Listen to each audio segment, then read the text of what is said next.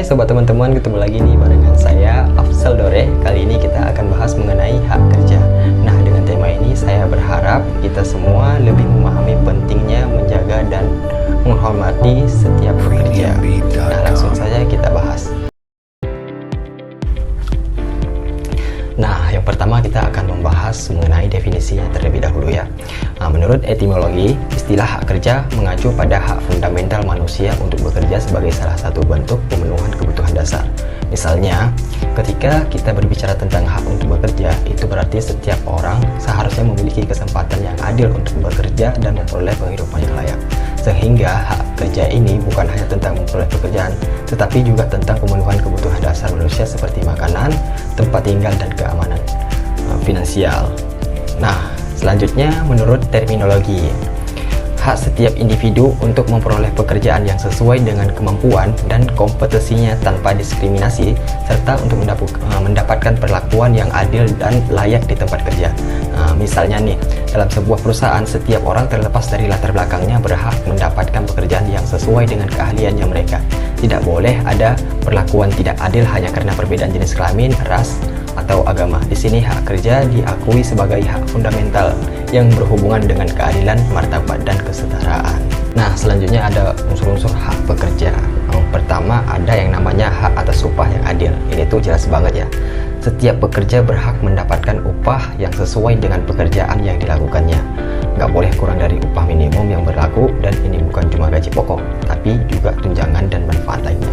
Misalnya, kalau lo kerja sebagai barista di sebuah kafe, lo berhak dapat upah sesuai dengan ketentuan yang berlaku dan pastinya adil untuk itu dan usaha yang lo keluarkan.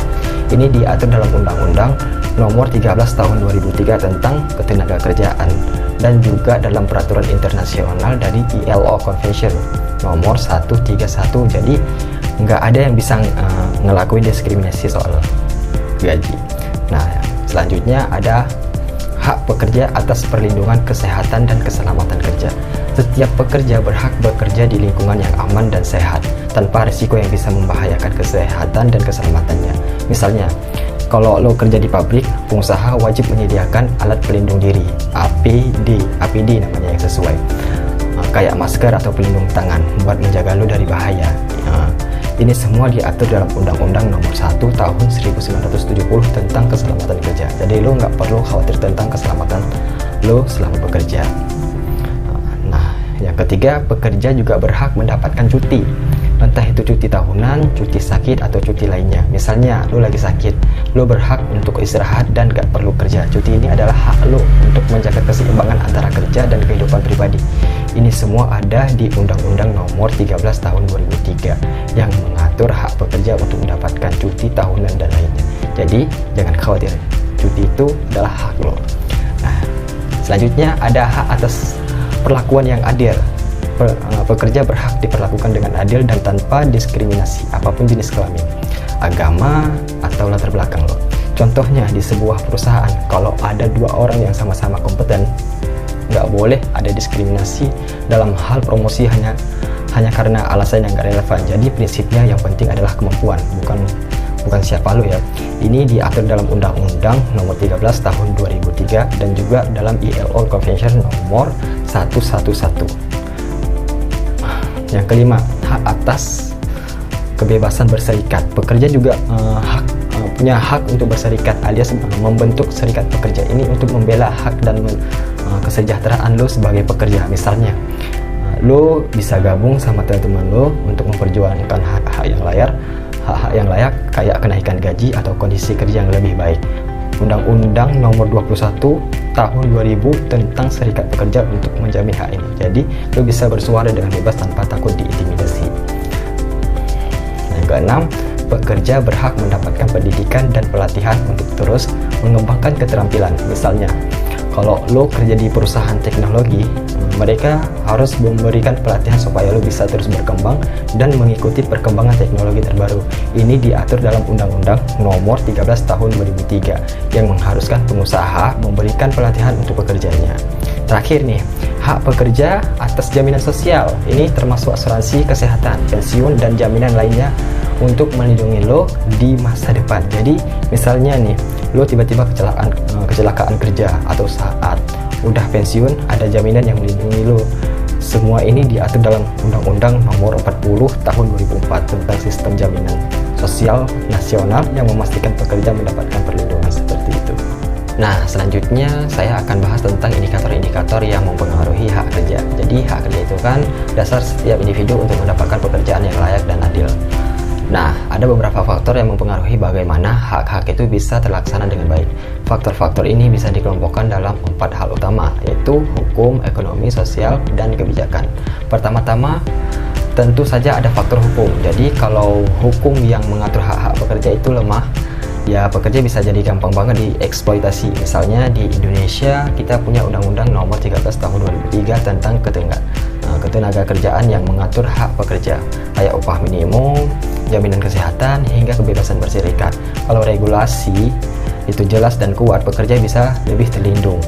Sebagai contoh, kalau hukum itu ada, pekerja yang dibayar di bawah upah minimum bisa menuntut haknya. Kalau enggak ada regulasi yang jelas, bisa jadi mereka enggak tahu hak-haknya dan akhirnya terpaksa menerima kondisi yang enggak adil.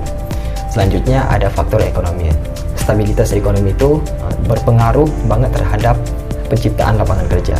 Jadi, kalau lagi dalam kondisi resesi atau krisis ekonomi, banyak perusahaan yang terpaksa mengurangi karyawan atau bahkan tutup. Waktu krisis ekonomi global 2008, banyak banget pekerja yang kehilangan pekerjaan tanpa ada perlindungan hukum yang cukup. Jadi, kita harus paham kondisi ekonomi yang nggak stabil bisa langsung berdampak ke hak pekerja, terutama dalam hal pengangguran dan hilangnya kesempatan kerja. Lanjut, faktor ketiga ada kesetaraan dan non-diskriminasi. Sayangnya diskriminasi itu masih sering terjadi di dunia kerja. Misalnya, perempuan seringkali dibayar lebih rendah meskipun bekerja di posisi yang sama dengan laki-laki. Itu contoh nyata dari ketidakadilan yang muncul karena diskriminasi. Menurut laporan UN Women, perbedaan upah antara pria dan wanita itu masih ada di banyak negara dan jelas menghalangi kesetaraan dalam dunia kerja. Jadi, hak kerja yang adil juga bergantung pada bagaimana kita menghilangkan diskriminasi yang memberikan kesempatan yang sama kepada semua orang, apapun jenis kelamin, agama, atau latar belakangnya. Faktor keempat ada kesehatan dan keselamatan kerja. Ini juga kalah penting. Maksudnya. Pekerja berhak bekerja dalam lingkungan yang aman dan sehat. Misalnya, kalau lo kerja di tambang, lo harus dilengkapi dengan alat pelindung diri yang memadai. Sayangnya, ada banyak kasus di mana pekerja, terutama yang bekerja di sektor berisiko tinggi, enggak diberikan perlindungan yang cukup. Menurut ILO, lebih dari 2,78 juta orang meninggal setiap tahunnya akibat kecelakaan kerja. Ini adalah angka yang sangat besar dan jelas menggambarkan pentingnya perlindungan terhadap keselamatan kerja.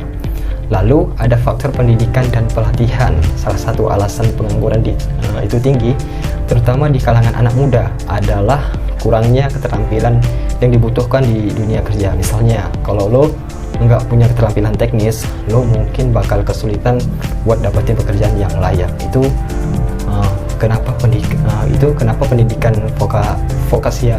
vokasional dan pelatihan itu penting banget. Kayak UNESCO sendiri menyatakan bahwa pendidikan teknis adalah kunci buat mengurangi pengangguran, karena keterampilan itu bisa meningkatkan daya saing pekerja di pasar kerja.